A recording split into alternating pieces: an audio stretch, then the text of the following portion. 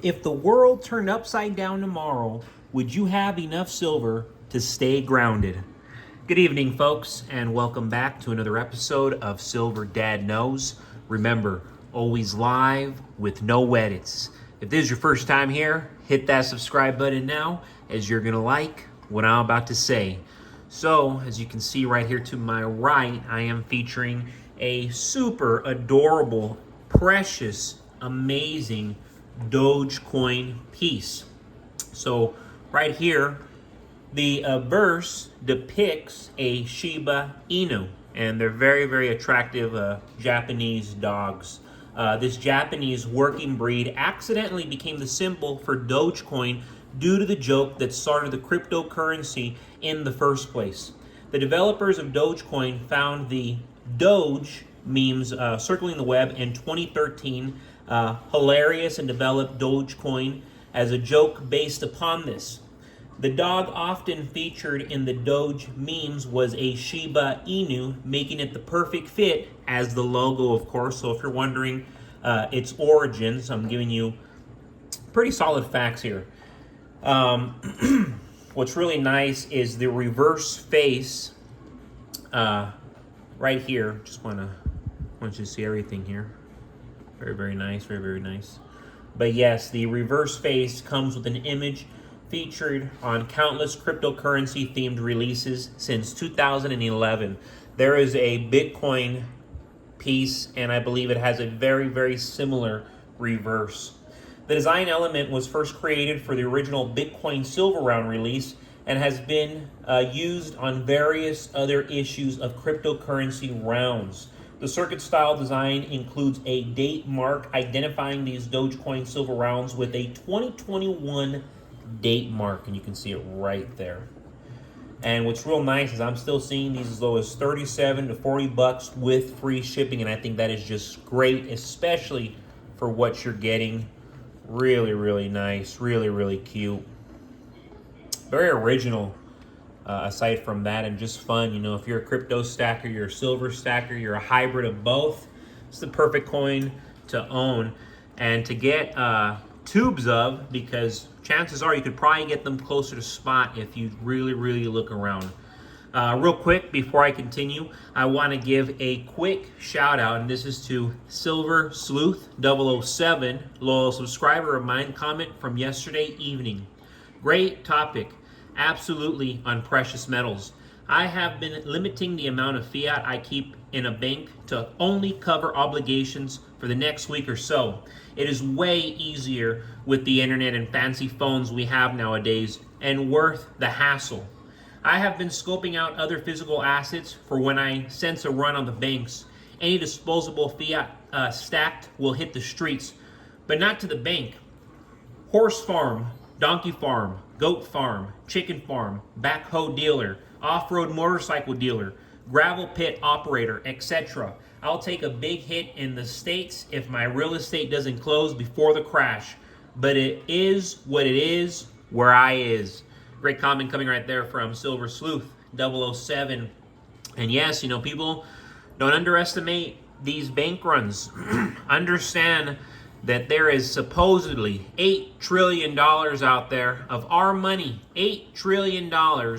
But when you look closely, these banks only have about 190 something billion.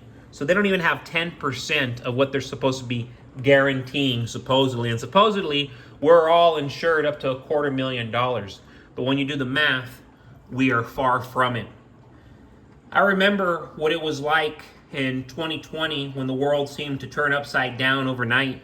The fear, the uncertainty, the panic that gripped many as we scrambled to adapt to a rapidly changing reality. Now it seems like history might be gearing up to repeat itself, and the signs are all around us.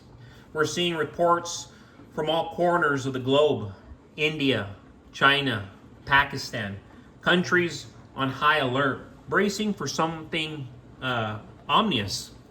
Airport screenings, heightened surveillance, and a growing sense of dread are spreading like wildfire. It feels eerily familiar, but this time the consequences could be far worse. We're already teetering on the edge with an economy that's stretched to its limits, and another shockwave could send us spiraling into chaos. Imagine what would happen if shipping delays from China, the world's manufacturing hub, were to ramp up again. If goods took longer to arrive or didn't arrive at all, we'd be looking at skyrocketing prices and a ripple effect that could cripple an already fragile supply chain. It's not the cost of living that would surge, it's everything from basic necessities like food and toiletries to essential supplies for businesses. The impact would be felt by everyone. The consumer is already in a tight spot. More than a quarter of Americans in major areas are behind on bills, and many are struggling to keep their heads above water. If we're hit with another wave of economic disruption, how many of us would be able to withstand the pressure? Not many. The financial cliff we're standing on is getting closer by the day, and it's becoming clear that we need to be prepared. Silver has always been a reliable store of value. It's tangible, it's real, and it's something that can provide a sense of security when everything else feels like it's falling apart. If we're heading towards another crisis, having silver as part of your financial strategy will be the difference between weathering the storm and getting swept away by it. So the question is, are we walking into another black swan event? The signs are there, and the world is on edge. But one thing is certain, being unprepared is not an option. Investing in silver now, before the storm hits, might be the most prudent move you can make. We've seen how quickly things can change, and this time, it's better to be safe than sorry. And yes, check it out. To my left, do not want to forget this gem right here. 1886 Morgan. And I actually inherited this from my grandmother, my son's great-grandmother, who is still alive, God bless her. From 1794 to 1878, the U.S. Mint never made large numbers of silver dollars. This was due to the fact that the Spanish pieces of 8 were still legal tender in the U.S. up to 1859, and not many more silver dollars were required to fuel commerce. In 1873, a panic gripped the nation. This was an economic contraction, or what we now call a depression. That's what they were experiencing back then. Due to the slowdown in commerce, some members of Congress pushed for the mint to strike a new silver dollar. They felt that by getting these large coins into the hands of Americans, the economy would pick up, and so it did. Congress passed the Bland-Allison Act in 1878. The law required the U.S. Mint to buy several $1 million worth of silver every month and strike it into silver dollars. Mint engraver Charles Morgan designed the new dollar coin. It came to be known as the Morgan Silver Dollar. From 1878 to 1904, and then again in 1921, millions of Morgan dollars were minted at several mints around the country. Production of silver dollars broke all records at the Philadelphia Mint in 1886, as nearly 20 million Morgan dollars were coined. Many bags of 1886 Morgan dollars went into storage in a sealed mint vault and were rediscovered in the 1960s. So super cool history. With wide availability, the 1886 is very affordable in all grades. This popular Morgan dollar was struck the same year the Statue of Liberty was created and erected in New York Harbor. So really, really nice. And one of my all-time favorites, especially knowing that my son's grandmother, great-grandmother, my grandmother, gave it to me. But yes, folks, thank you so much for joining us for another evening of Silver Dad Knows. God bless you. God bless your household. And as always, God bless America.